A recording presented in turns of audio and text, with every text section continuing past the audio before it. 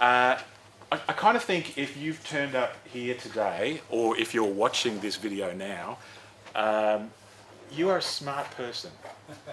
This is my sucking up to begin with, you know. Principles of adult education.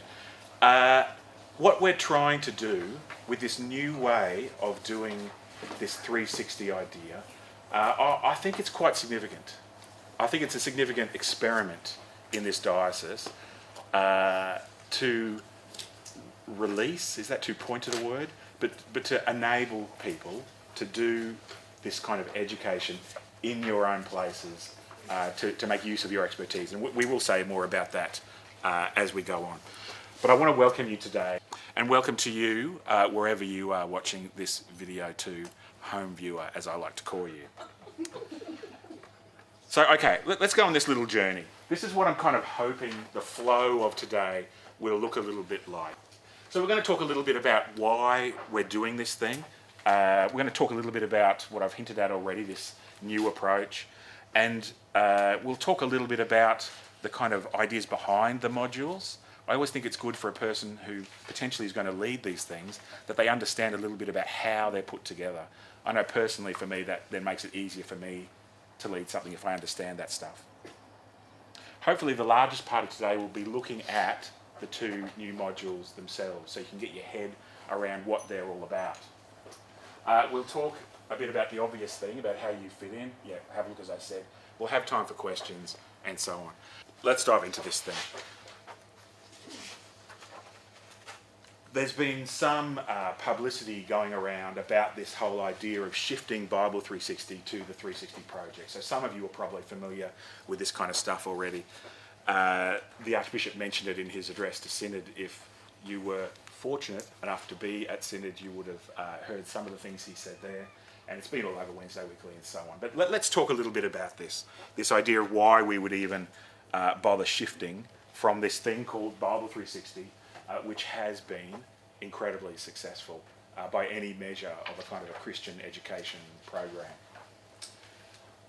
Some of those metrics you could use to measure it are the number of participants who actually experience that in our diocese. And in terms of a program like that, it's had the highest take-up of any program for many years. Because Greg Jenks and particularly Adam Lowe were responsible for developing that material, and I mentioned Adam Lowe and underline him, you'll know that he would design that process with a way of measuring how effective it's been. He's into stats, as we know.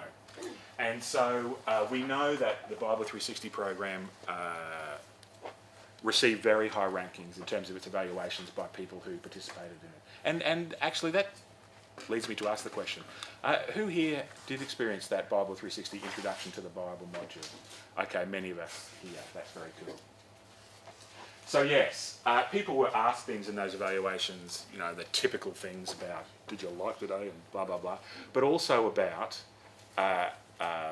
stuff to do with, are you more likely to re-engage with Scripture after this? Have you written a daily Bible reading plan, and so on? All those things that were part of that program. And the scores of those things were incredibly high. As I've said, yes, a high commitment for people to re-engage with Scripture. And also a commitment towards small groups. All of the research these days suggests that parishes that are growing are parishes with small groups. That doesn't necessarily mean a cause and effect thing there, but it's two ideas that travel side by side. And so a big idea for Introduction to the Bible module and these two new modules are encouraging people towards that kind of ongoing educational experience in some way. And the NCD stuff also pointed to this, that the passionate spirituality idea and the use of the Bible idea have both risen since the Bible 360 things happened. And yes, I know, you can't directly say that there's a correlation between those two things, but it has happened since that, and so let's take that and run with it. So that all sounds very good. Is there a problem? Well, only in the sense that if you have a program that works well and seems to engage people quite successfully, you want to see if you can keep that going in some sense, capitalise on that. And if you're dealing with a name like Bible 360, well, we could quite happily just keep on ploughing on to do all kinds of things to do with Bible. But the way my mind works suggests, well, yes, Bible is great and obviously foundational, but there are so many other things to learn. There are so many other ways to engage people, to help people's faith to grow, as well as their knowledge. The other point is the issue of how Bible 360 Introduction to the Bible was rolled out. So basically Adam and Greg started leading that in deaneries and parishes around the diocese and beyond too. And as they went along, as more people requested the module, they started to train one or two or three, a small handful of other people who could also lead that in other places. So in the end, after 4 or 5 years, there still were about a handful of people who were leading that in various places. And that's good. It means, there's some so-called quality control, however you like to put it, in terms of how the program is done. The issue to me, though, is that if we want to expand this program, if we want to make more chances for people to learn stuff, then you need to speed up the rollout. You can't have each module taking 4 or 5 years to reach every corner of the diocese. So, this is where we come to this idea of the new approach that some of you have heard about already, that we go from Bible 360 and expand it to this idea of the 360 project. It was called the 360 program. The Archbishop likes project better. Hence the name. So what does this mean? Well, this means that we go from the idea of one Bible 360 idea to 3 streams, of which Bible 360 is one of those. So yes, we retain Bible 360 and we will have new modules, and you have one of them in front of you, that look at Bible. But beyond that, into other realms of learning, we have Faith 360. Now, I'll wheel out the third one soon. Obviously, these 3 ideas, they're not discrete, they're overlap, and as I've sort of started to brainstorm ideas about what we could do further modules on, you think, well, where would that one fit? Would it fit under here? Would it fit under the next one? They're not discrete. We can look at that. The third stream is Mission 360. So that kind of stream will involve everything from making your church a more welcoming place to issues of social justice and how we can help our parishes engage with their local communities more. So it's a wide idea conception of the word mission itself. And yes, I didn't mention it, but Faith 360 in the middle there is everything from enhancing people's own spirituality and so on. And in your folder there, it mentions some of those ideas. So, issue 1, widen the brief. This is what we're doing.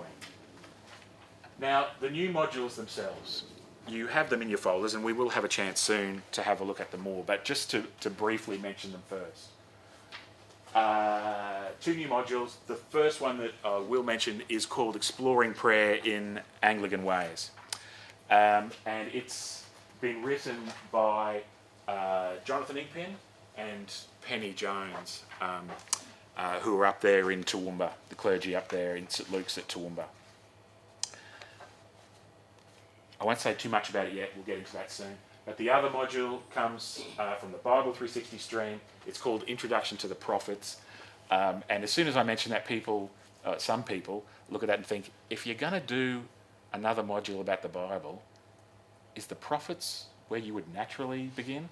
Well, maybe not, but we have started there because Dr. Anthony Rees was here as a kind of visiting fellow last year at St Francis Theological College. So we wanted to make use of his knowledge and expertise before he moved on, as he has to United Theological College down there in Parramatta. So he's written this second module. And the idea of where do you fit in? Well, once again, it's part of my thinking in terms of the job I do for the diocese, this lay education officer role, that I like the idea of using people's gifts, using people's knowledge and experience, and if you look around the diocese, the obvious, I won't say untapped, but the obvious kind of wellspring of stuff that you can draw on is clergy and trained lay people in the diocese. So with my lay education role, one of the things that I like to do is to try and help clergy, in particular in parishes, and lay people too. I like to resource people. So that's the reason for the Formed Faith website that I run, to give ideas to clergy so they can help people in their parishes to grow, to enhance that kind of process. So that kind of thinking follows through now into this 360 project idea. So that no longer do we just have a small handful of people who are leading these, but we make use of your theological training, your adult education training, and so on, to run these in your own places. So we become a kind of a team doing this around the diocese, and you are the beginning of this team, and home viewers, you are also part of this team, should you choose to accept the ultimate brief.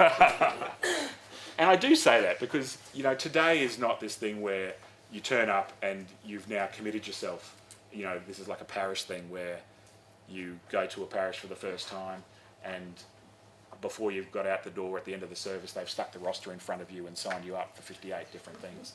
I absolutely acknowledge that for some of us, we're just kind of testing the water, potentially, in coming along today to see what this is about and to see if this might be up our alley.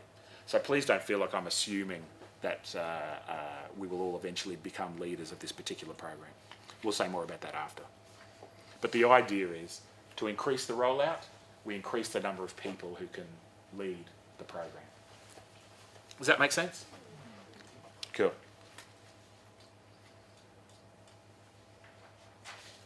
So how do the modules themselves actually work? If you have a look in your folder and flip to, is this the point where we do that? No, it's not, but it sounded so good. I'm glad I said it. Let's say a little bit about the folder that you've got in front of you to begin with, and the material that you will have access to if you're watching this online.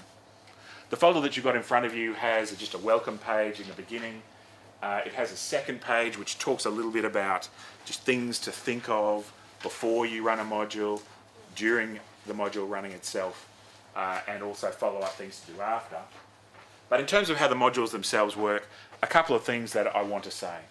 Some of you who've done Introduction to the Bible will have kind of sucked up these ideas subconsciously along the way. But the things we want to say. These 360 modules are not, how would I put it? They're not masterclasses in a particular thing. This is not the place where a person will leave at the end of a kind of a 9 till 3:30 day and qualify for a graduate diploma in a particular subject. Instead, we kind of feel like these 360 things are the first step along a path to a person learning more about an idea. Now, I say that in one sense so that you don't feel like you should be threatened to think, oh, Introduction to the Prophets, I know I did some training and some reading about that a while back, but could I actually leave a thing about that? There obviously is content in this material, and I think it's good content. The stuff Anthony in particular has written with the prophets, since I'm talking about that, is great stuff. But please don't feel threatened to think that you need to be an expert, particularly in a particular module. The presenter's notes help you out in that regard. So these things aren't masterclasses, but they are the step along the way. So that in the end of every module, there's a kind of a resourcing section that points out next steps people can take in terms of if they want to learn more about each of these particular areas that we're talking about today. The other thing, or one of the other things I want to mention, is that one of the kind of sub-aims of these 360 modules, as well as the content, is just about creating a little community with the people that you work with on that day. So, you know, in a typical lecture, the relationship that's formed educationally is kind of 1 to 1 to 1 to 1. So that people who sit in what we could even call an audience, you know, end up with a relationship with the person who's standing at the front, but not necessarily with each other. Well, 360 uses what we've kind of known about in terms of adult education for a long time, uses the idea that if you learn along with people and get to know people throughout a day, it actually enhances your learning experience. So the typical layout, for instance, of the room with a 360 module is kind of similar to this, but we would always have desks because people will have workbooks and stuff, and they do some work during the day. But people sit in groups because, as well as forming that one-on-one relationship with the person at the front, they form relationships with the people around that table as they process material and ask questions of each other, and maybe even pray with each other at the end of the day too. So, what I'm trying to say there in a nutshell is, it's as much about creating that little community as it is about learning content and putting facts in a person's head, or ideas at least. And as well as community, then the other idea to mention is that this is a faith-forming program as well. So it's not just an objective, here's faith and let's examine it, but the process of each of these modules starts with content, but ends with how this makes a difference to a person's actual walk with God in their lives. Some people talk about the fact that, educationally we like to move from the general down to the specific, if specific can be interpreted as a person's own life and how they can integrate knowledge into their faith. And that's part of what we do with these modules. So it's also about forming faith, not just about content. How's that sound? If you've experienced one of the modules, you'll know what I'm talking about when I say these things. Okay, let's have a look. Here's how I'm thinking we'll do this. If there are other suggestions, I'm happy to hear them, and we can talk about that. But what I'm going to kind of do is just give you a little capsule view of each of the two modules, and after each one, we'll just spend some time for you flicking through the material itself, and we'll have some sort of question time, some discussion time too. I'll make that clearer as we head in. But for now, let's have a look at these two things.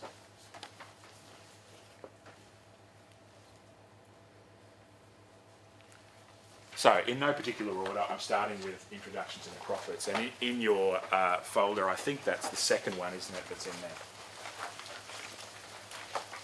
Yeah, so if you go to the second cardboard tab, you'll find where that material itself starts. But having said that, what I'm going to lead you through on the screen here now will be jumping through slides. So don't feel like you've got to be flicking through your pages to find where things are.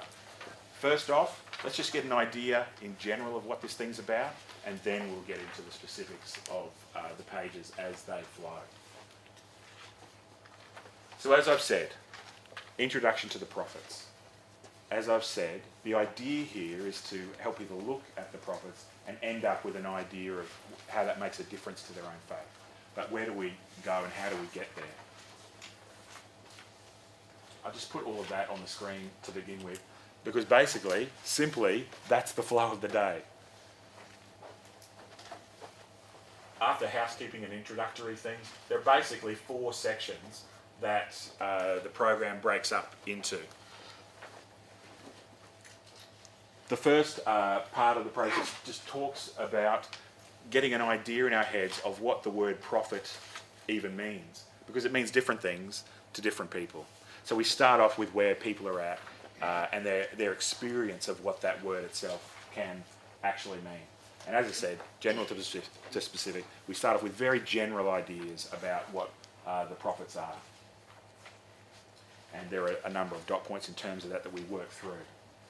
The second section there then looks at particular themes that have tended to flow through the ministry, to use that word, of the prophets biblically. And through this process, we work through biblical material and so on to see examples of how the prophets have done these things. The third part of the process then looks at Jesus and asks the question that I know for me as a Year 11 RE teacher, I was often asked, and that is, if we'd been doing something about prophets, what about Jesus? Did he see himself as a prophet? Is he the same as those guys, or is he something different? The fourth part of the process then looks at resourcing the prophets. The idea here is, first of all, to have people think about the ways in which they may actually have prophetic ministry themselves.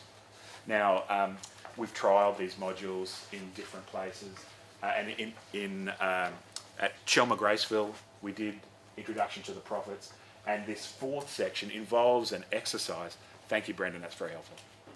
The fourth section involves a process where people actually spend some time reflecting and think about what God might be leading them to say something prophetically about, thinking about the themes of prophets and so on.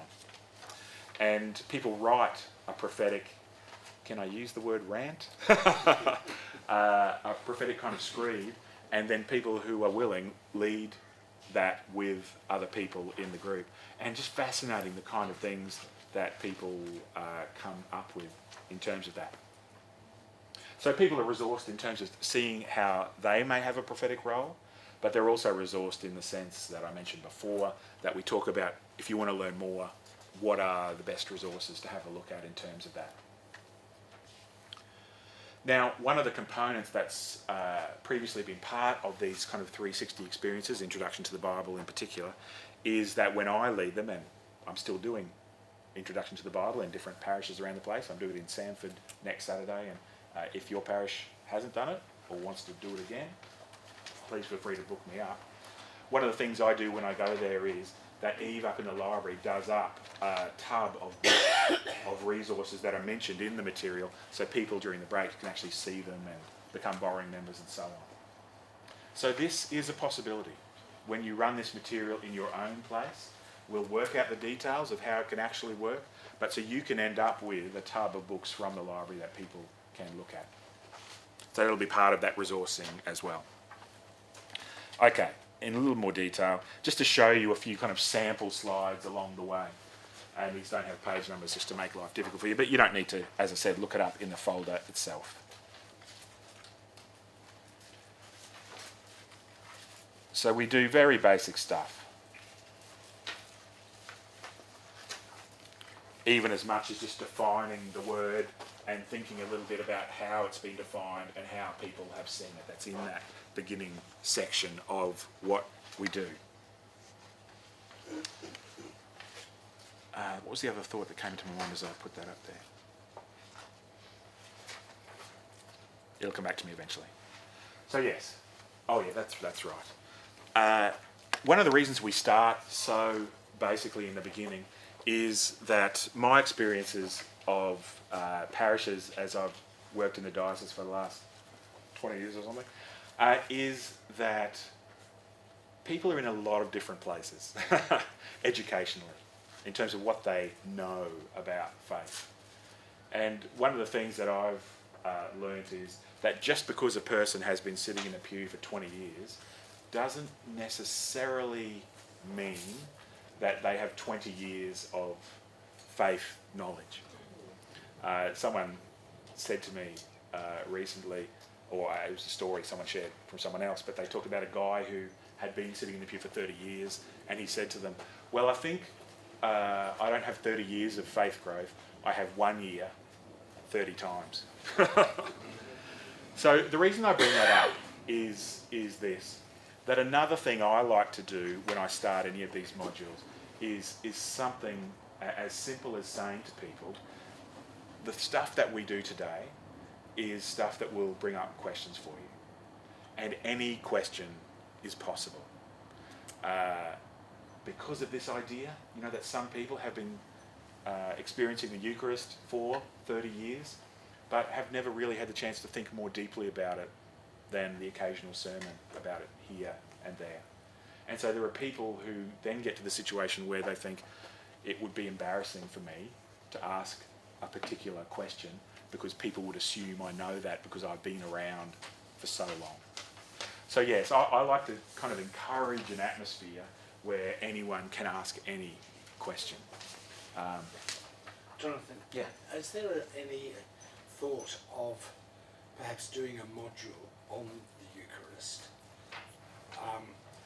In a sense, I think we've already come to you and said, you know, people ask, why do we do this and why do we do that? and a sort of a layman's go through and explain and we thought of doing it during a service, but that disrupts it for others who come. Sure.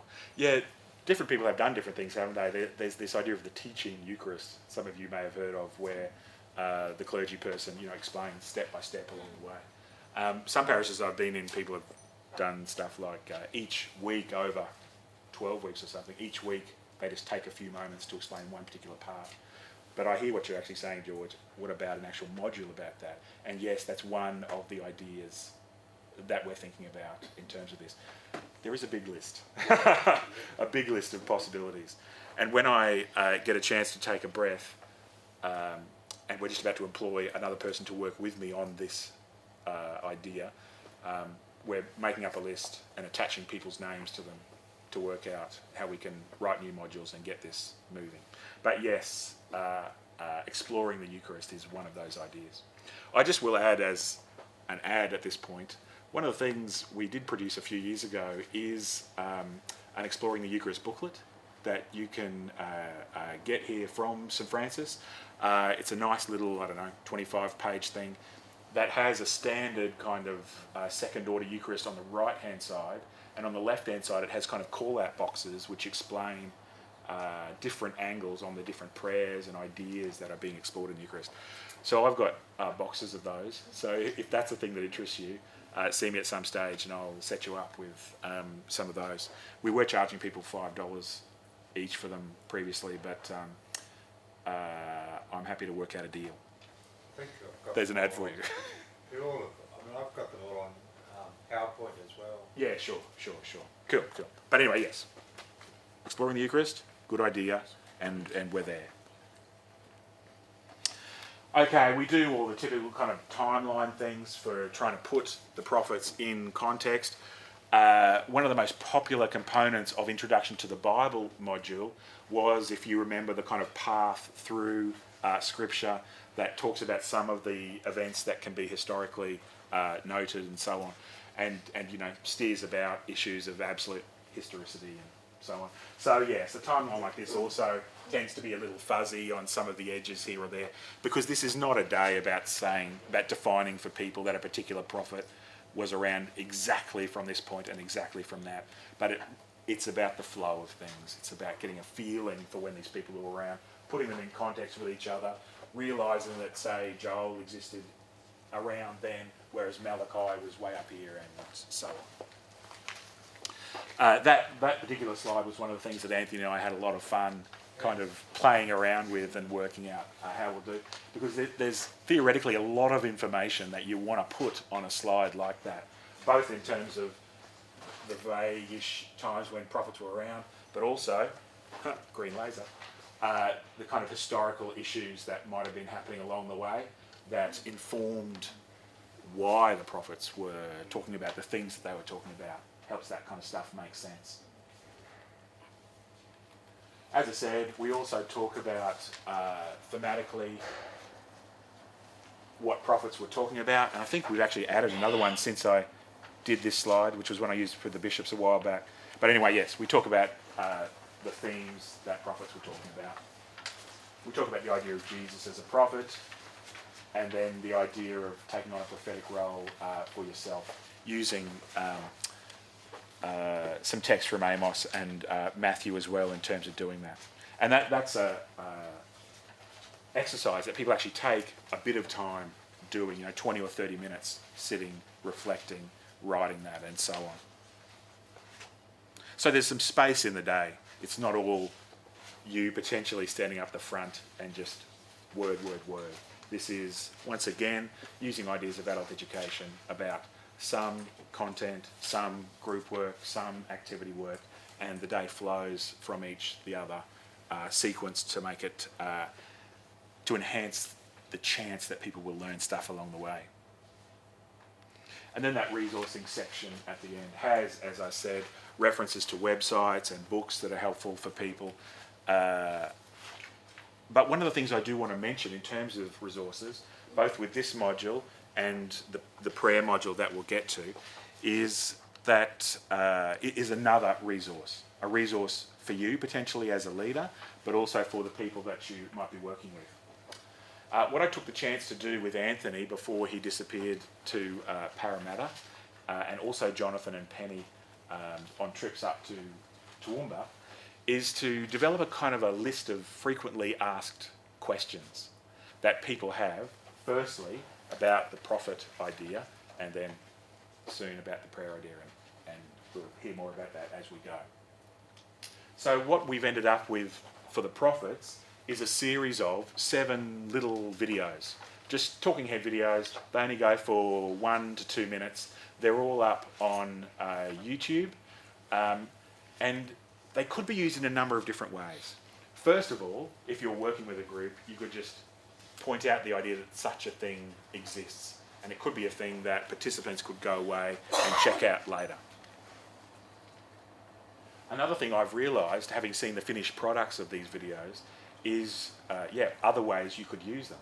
For instance, some of them actually fit alongside some of the content areas in the module itself. So you could actually use some of these videos as kind of little introductory things for a particular session that happens in the module. As well as that, you could just use them as a kind of a way of catching people's attention again once they sit down after morning tea or lunch or something like that. Sometimes it's nice to have a little thing like that to just create the community again and focus on what we're doing after a break. So you could use them in that way. So look, let's have a look at one of them just so you can get an idea of what they're about. Are you saying that the prophet one can be done parish-based like the other two, rather than you having to run around and do it all? Yes. All of these modules. Yes, and that's a central idea, Pam, for what we're doing. And Bible 360, is that going to be in that way too? Or is it still done by you running around? Sure. Yes, when I get to it, one of the things that we're doing is developing the presenter's notes for introduction to the Bible as well. So that will also be able to be led And with people. how do we get these videos? There are a couple of ways. First of all, they're all up on YouTube. So for individuals, they'll be able to do that. Secondly, A laptop computer with a screen this big, sure. they're hard to see. Sure. So what I haven't given you yet, there's one of these for everyone before you leave today. It has all of the material in the folder on it. It has the presentation, it has the workbook and so on. It also has a folder in there with all of the videos. So you can just insert them into places that you want to, or at least you can have a look at them so you know what's there. Am I talking about this later? I'm not sure. The USB also has on it some kind of troubleshooting, very short kind of how-to things I've written for the use of PowerPoint, what to do if you open the presentation that's on here and suddenly the videos aren't where they're supposed to be. That happens sometimes with PowerPoint when you transport a PowerPoint file from one place to another. So there's little troubleshooting things in there in terms of that. So yes, before you leave today, everyone, I'll give you one of these so you'll have access to those things. Does that include a hard copy of the participants' book that we can print off? Digital version of it, Digital yes, is there. Right. Yeah, and obviously the workbook is there in what you've got. Okay. So, Jonathan, probably to answer the question there before, is that there's parishes around that have portable data projectors that they can probably loan to parishes that don't have access to data projectors. Sure. Even if you've got a very ordinary laptop, you can often find ways to plug it into the data projector and make it all happen. So all you really need is, you don't have to have a screen, a white wall or a sheet. So with a little bit of help, you can often project it up on a fairly big screen. Yes. Let's talk about that a little bit now since it's come up at this point. So if you decide to take on this role of running this module, what are we really talking about when we say that? Well, there are a number of possibilities following on from how we did Introduction to the Bible. In some places, Introduction to the Bible was done in a parish format. So one or two people leading that in one parish. So that's a possibility for you, doing it in your own parish. Another possibility is that in some places a module can be done as a deanery thing. So it can be run in one central place, depending on how big your deanery is, and people can come to one spot to do it. Another way that we've done this in the past is that just a little cluster of parishes have decided to work together to publicise the thing, and it's held in one central place. Now what that means is, particularly in the second and third examples there, the deanery or the cluster, is that you'll be able to borrow a data projector somewhere, whether from some other parish if you don't have one yourself, or even in some places the local primary school or high school will enable a church to borrow equipment like that over a weekend to use. Now, one of the things that I'll highlight later, but I'll say it now too, is that I want you kind of to consider me, and this is home viewers as well of course, to consider me to be your resource person in terms of this.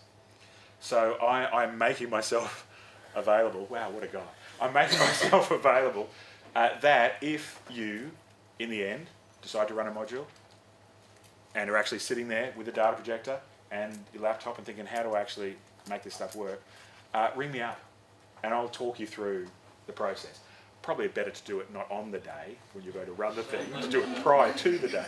But I'm very happy to chat over the phone or to do a Skype thing or however we want to do it, and work you through anything, even if it's just how to plug your laptop into a data projector.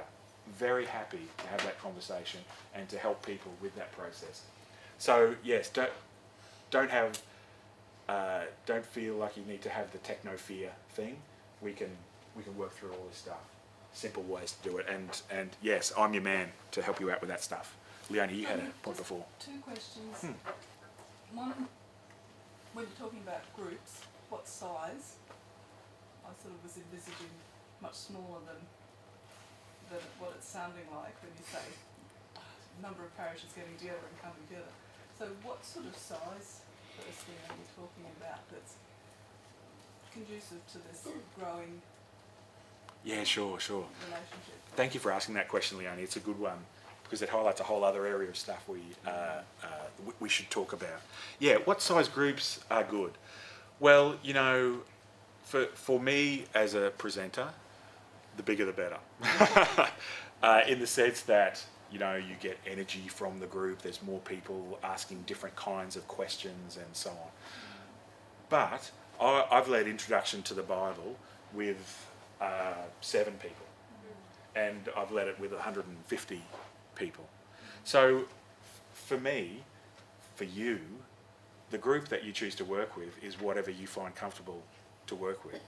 So if you feel like the idea of standing up in front of, say, potentially a deanery group with 80 people or more, you find that kind of terrifying, well, maybe it would be a way to challenge yourself and do something new you've never done before.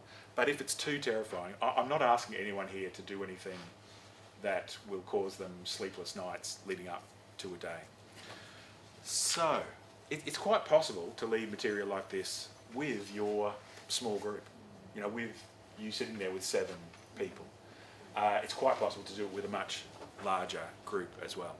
If you do it with a smaller group, you might find it doesn't take 9 till 3:30 to do it because there might be fewer questions potentially, just because there are fewer people in the room. But I'm really suggesting to you to think about this in terms of whatever size group you feel comfortable with leading it with.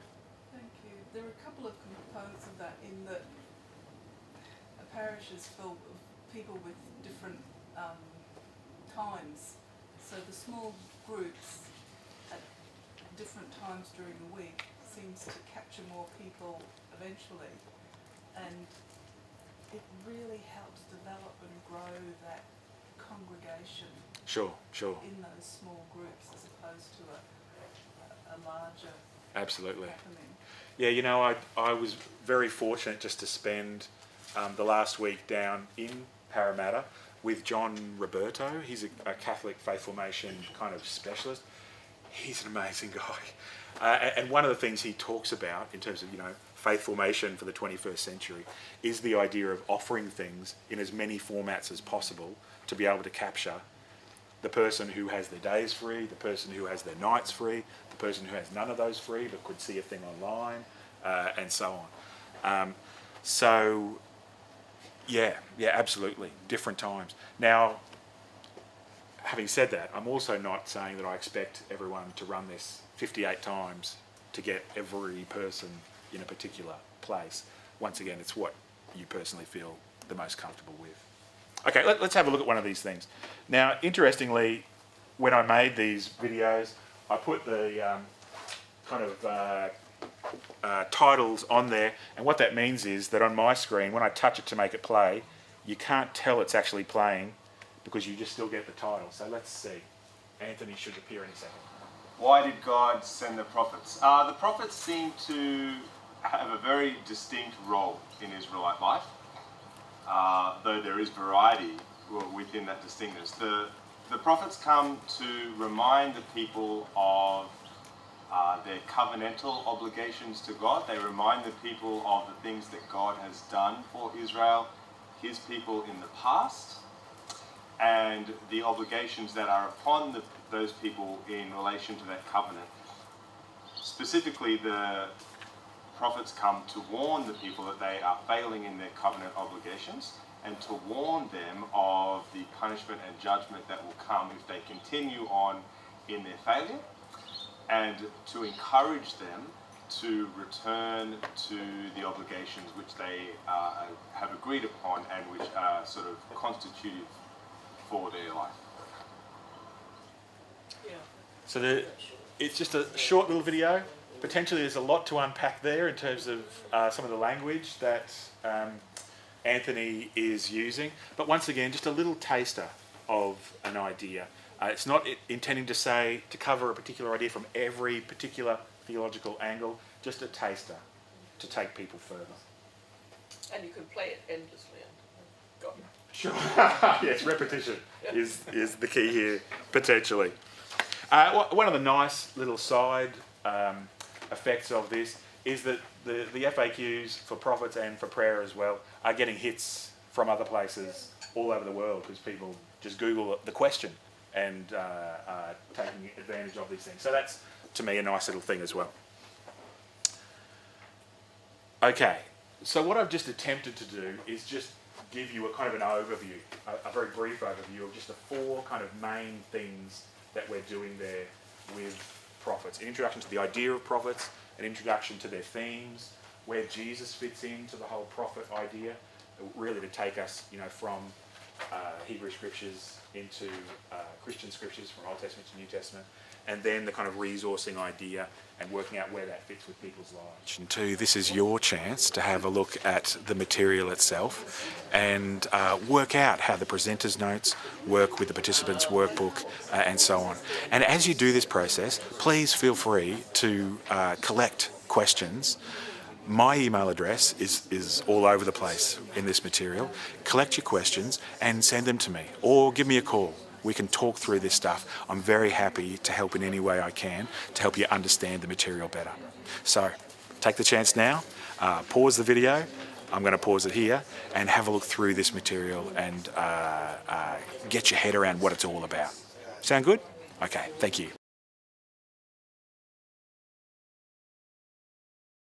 You're not going to say it again, are you?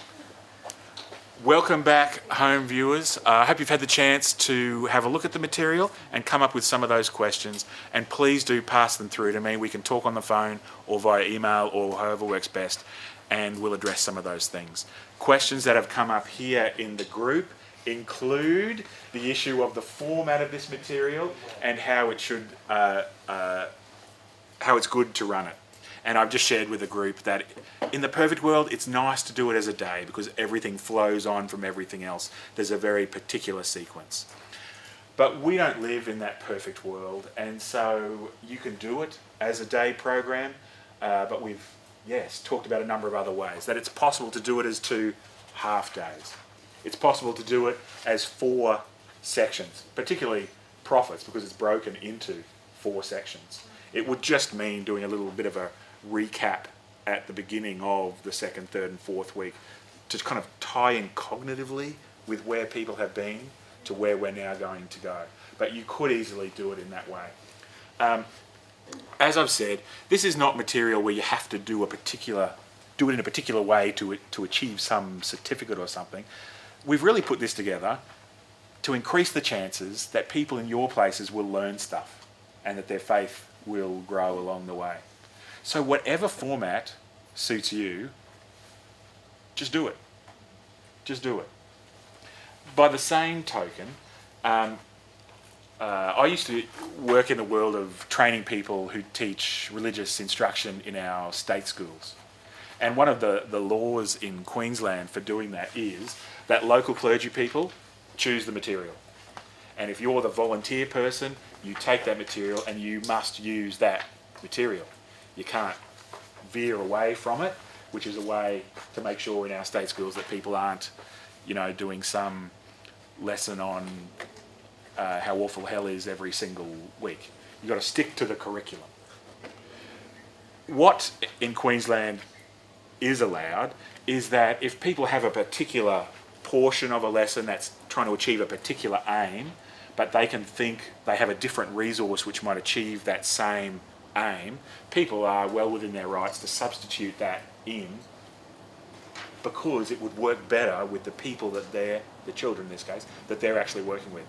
I hope you can see where I'm going with in terms of this.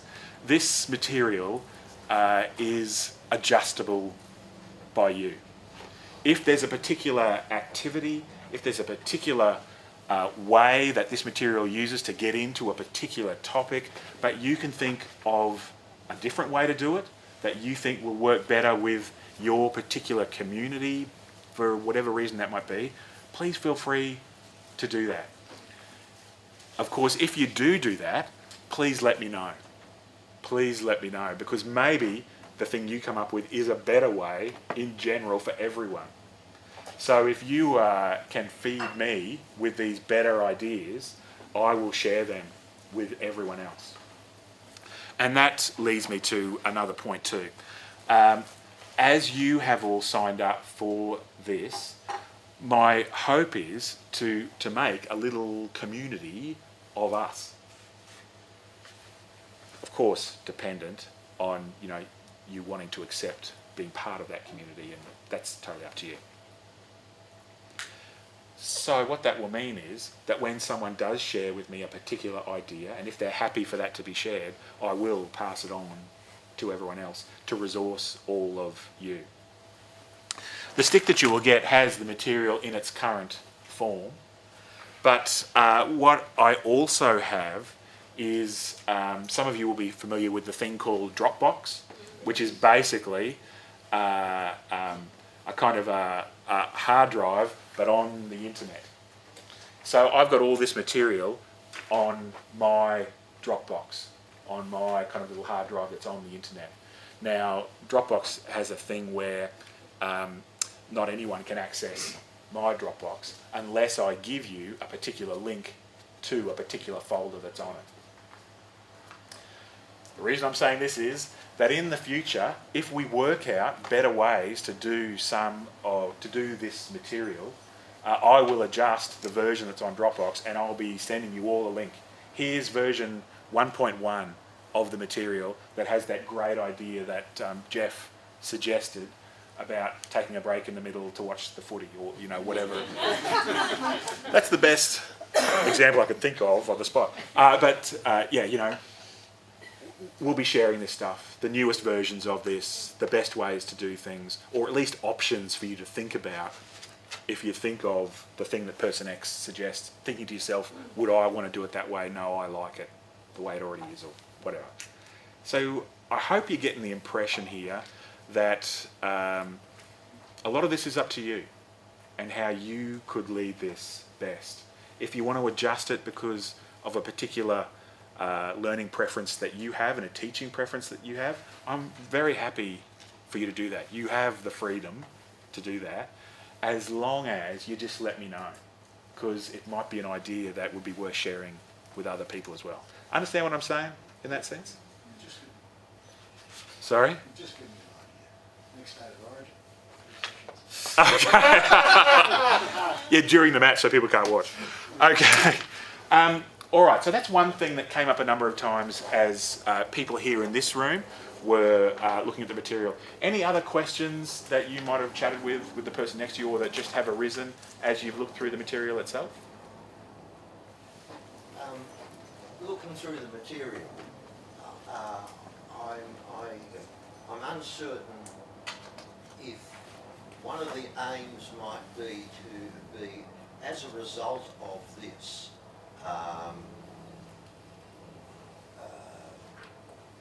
should we be looking to, say, encourage people to read a selection of prophetic material like, say, Amos and Micah from one place, or say Zephaniah and Sure. Nahum would be good. That'd be a good one. That's I didn't find anything that sort of. Yes. Yeah. Okay. But that could well, that sort of aim. Sure. That sort of thing is a loose sort of aim. Sure. Say, Yeah, I think I hear what you're saying. And just to repeat for people in case that didn't come through the mic, to paraphrase there, is it good at the end of the material to point people in a particular direction to read more biblical prophetic material?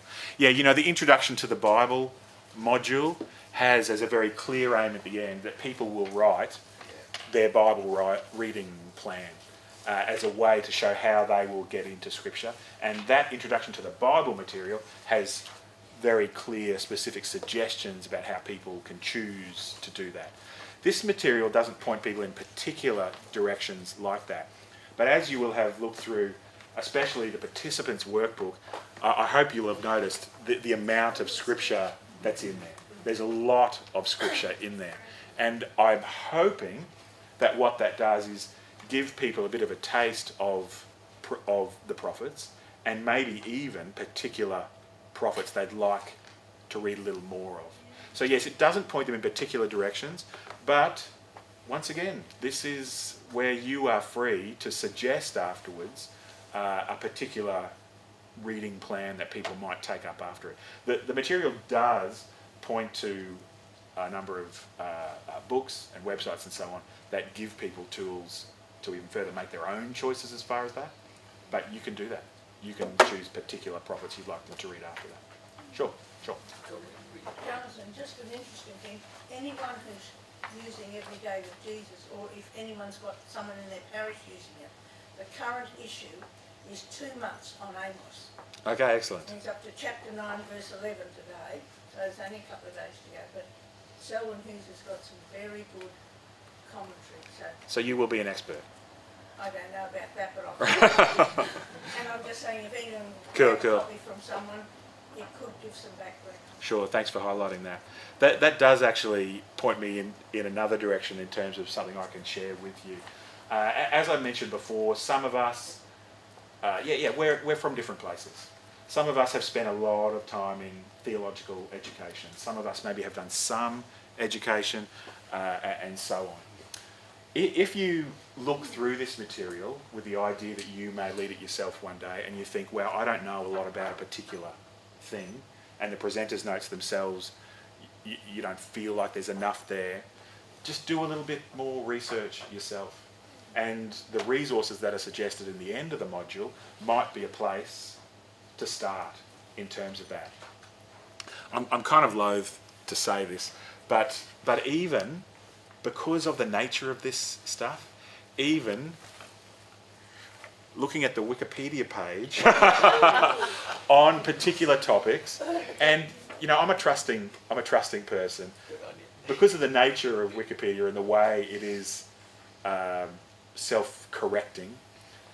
Sometimes looking up a particular topic and reading the material there gives you a really general overview of a particular area. It's always good testing that out in some other ways as well to make sure some recalcitrant type hasn't just come on and edited a page and you look at it the next second before someone else can fix it up. But as I say, at the end of this module, there are, in particular, there's a website there that's really useful in terms of getting a general overview of stuff if you feel like you don't have enough background there yourself. We've had a bit of a break here in this room. I hope you gave yourself for a bit of a break too, so we can dive into the second module, examining it, well, first of all, getting a bit of a larger picture of it, and then examining it as well. One of the things I will just mention before we dive into this that came up during the break was the issue of questions from participants. Questions from participants that they ask during the session. And once again, this takes me back to my old ministry position training RE teachers. You know, there used to be this idea that people were reluctant to volunteer to teach RE in state schools because they thought to themselves, I won't be able to answer the questions that kids have. Now, when you think about it, underpinning that is an idea that if someone asks a question, any question, you must be able to answer it on the spot. And of course, that's not expected in the RI, as they call it now, classroom, and certainly also not in the context of running one of these modules in a particular place. Now, once again, we come from different places, and for some of us, the vast majority of potential questions that people could ask during the facilitation of a module, some of us will be able to deal with all of those things. For some of us, some questions might be a bit more of a challenge, and as I will always say, we should feel absolutely free to say, wow, yeah, you know, that's a good question. It's an interesting question. Yeah, that's an interesting question. So affirm the question first. Secondly, you might choose, depending on the nature of the question and your exploration on what might be underpinning it, you might want to, if the question is asked during a break, bring it up with the whole group during the next session. Or you might just say, yes, as Rachel has suggested, that's an interesting question. I'd like to do a little bit of research on that. Can I have a look into that and I'll get back to you on that particular topic? I think it's nice just to have the freedom to be able to say that stuff, to not feel like we need to blab out some kind of, you know, non-answer that a politician would give because they don't know the particular statistic on some income thing. We don't have to answer the question. We can get back to people, and often it's wise to do that just to give yourself the chance to sit back and think about it. So I just thought I would mention that because we should feel free. All right, let's have a look at the second module, Exploring Prayer in Anglican Ways, developed by Jonathan Inkpin and Penny Jones.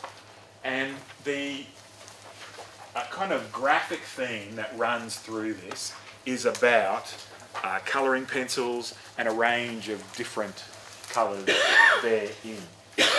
It's about diversity, and that's the reason that this particular module, you know, I love Introduction to the Prophets, but this module is the one that actually fires me up a little bit more because of how it's been put together, because of the approach that Jonathan and Penny have taken. So let's have a look at this, and you might get a sense of why this fires me up a little bit. The program module, and just to say again, please don't feel like you have to flick through to try and find the few slides I'm putting up here. You'll have your chance to flick through it soon. If you want to flick through, it's okay. But yes. Now, Jonathan and Penny are detail-oriented people.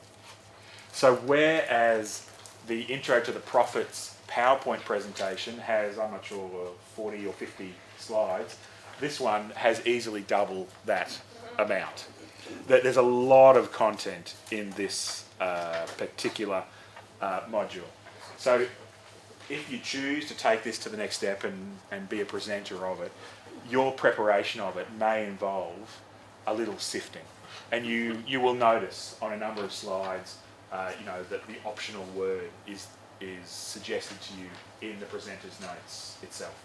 When we trialled this module with Jonathan and Penny presenting it, they did do everything in one particular day, but it was a full-on day. So I'll just highlight that for you. And that's also the reason why, when you look at the outline of the day, we go from intro to the prophets, which had 4 very distinct sections, to this, which looks a little more involved. But breaking it down a little, basically there are 5 sections to this module. I just love using my green laser, so I'll use that.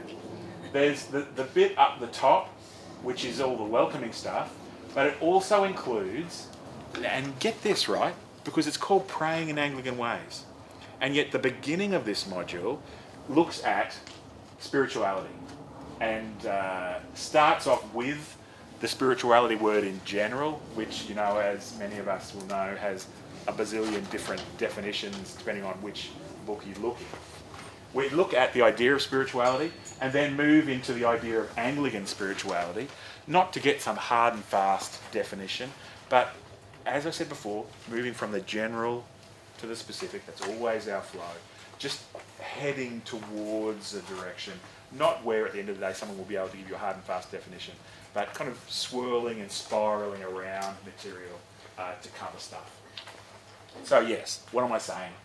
The first section is really just people starting to get a general idea of spirituality, and then this idea of spiritual type. Now this material uses a particular tool, and I think it's, we'll get to it eventually, but it uses a particular tool called the spirituality wheel that a spirituality expert called Corinne Ware has developed. And so the rest of the module uses that spirituality wheel and its 4 particular types, they call them, of spirituality as the kind of format for what we do. So actually, there in that beginning section, as we think about spirituality, we think about Anglican spirituality, we then get people to actually do a questionnaire which helps them to get a picture of what their own flavour of spirituality might be. And I say flavour in the singular, it's really flavours, because everyone has aspects of the 4 ideas that Corinne Ware talks about. And those 4 ideas are these things: the head idea, the feet idea, the heart idea, and the hands idea. So after you do the first section, to be clearer, which gets us into the area of spirituality and people's own flavour of spirituality, the rest of the day then looks one after the other at these 4 quadrants. Okay. So, here are some examples of some of the slides. The design stuff, as with prophets, has worked out nicely with this stuff. Some of it's pretty. And as you head through the material, down at the bottom here, you'll always get the kind of collective idea of particular sections, as well as the material that's on the slide itself. So this is from the beginning bit there, where we're starting to think about Christian spirituality. When I showed this stuff to the bishops' meeting, some of them looked at that particular definition and said, yes, that's nice, but what about, and mentioned 15 other things. Well, there are a number of definitions that the material uses. It's not trying to say that's the only possibility.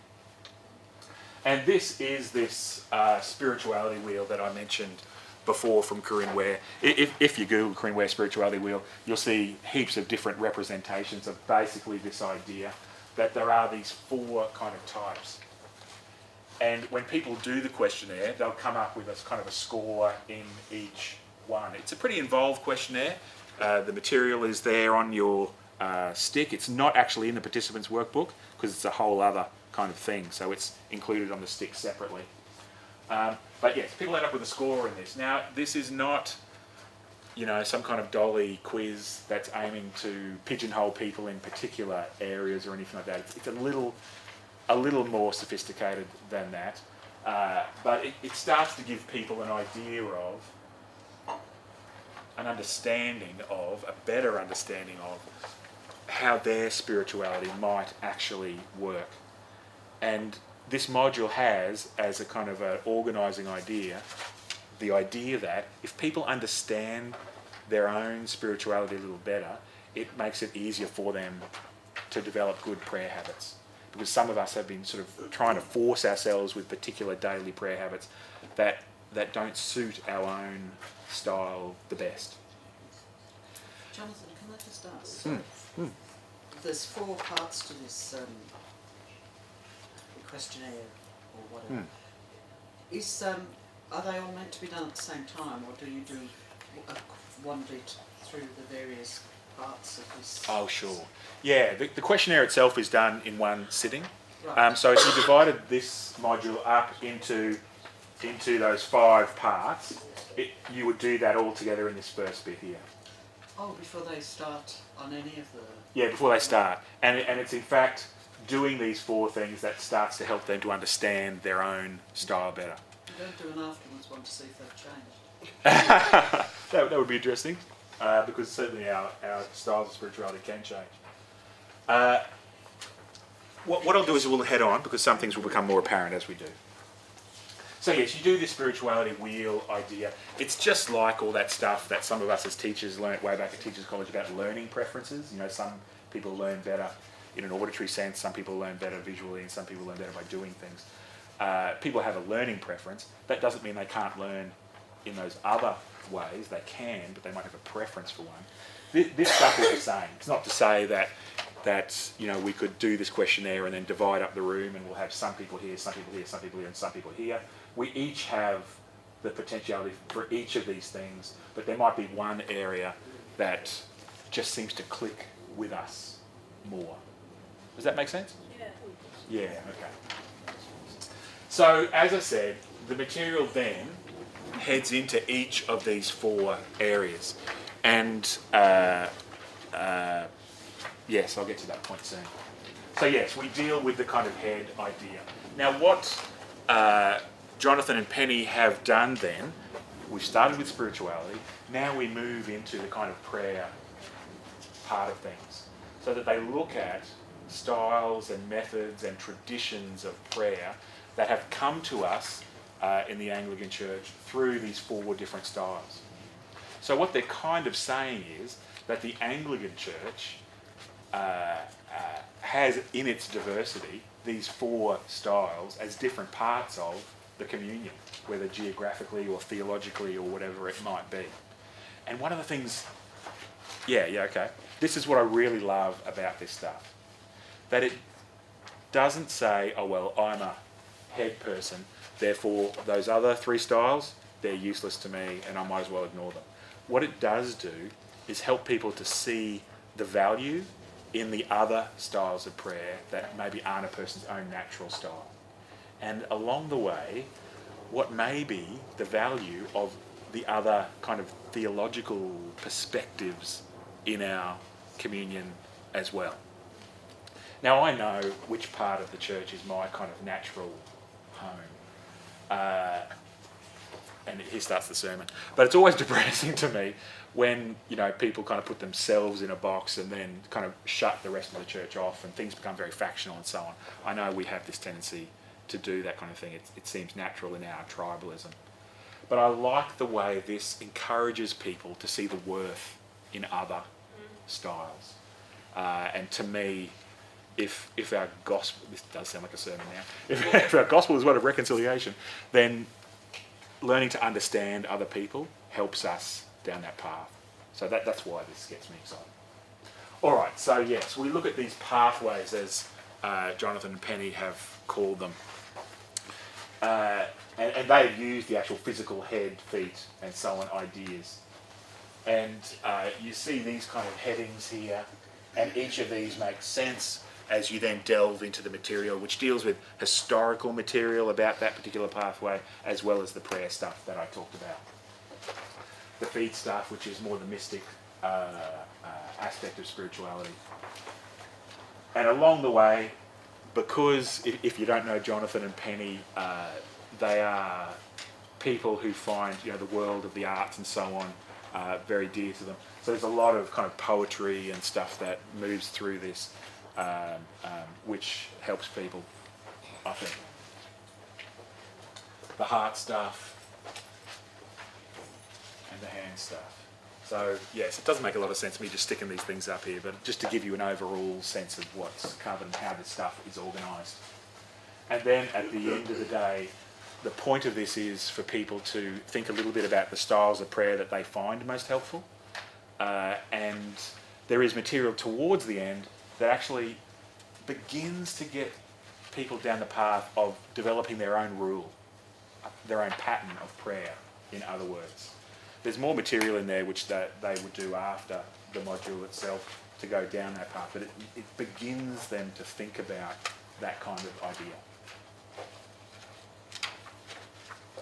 And once again, as part of this material, we have the frequently asked questions. And so, just so that you can stop hearing the droning of my voice, let's hear from Jonathan and Penny as they deal with the first frequently asked question, inspired by this material: why pray at all?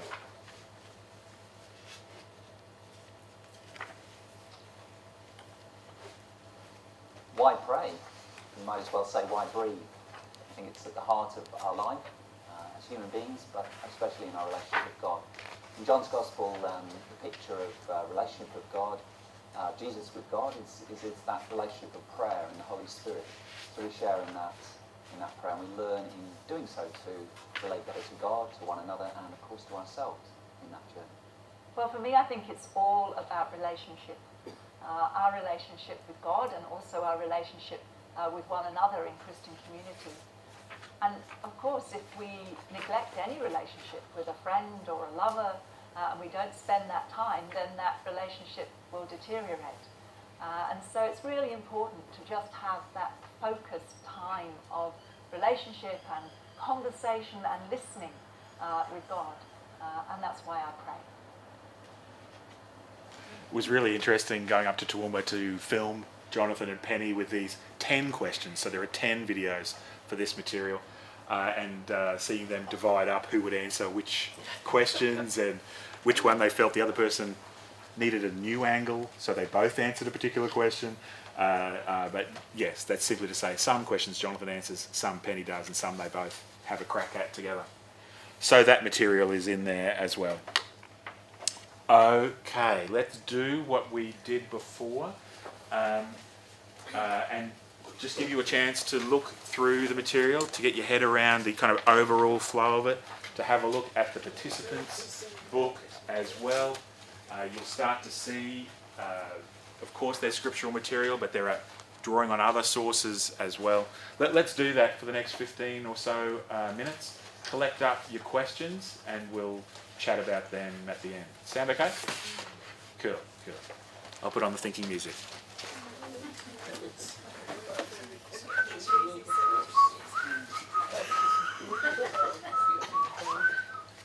Cool for me, Panina? Come on.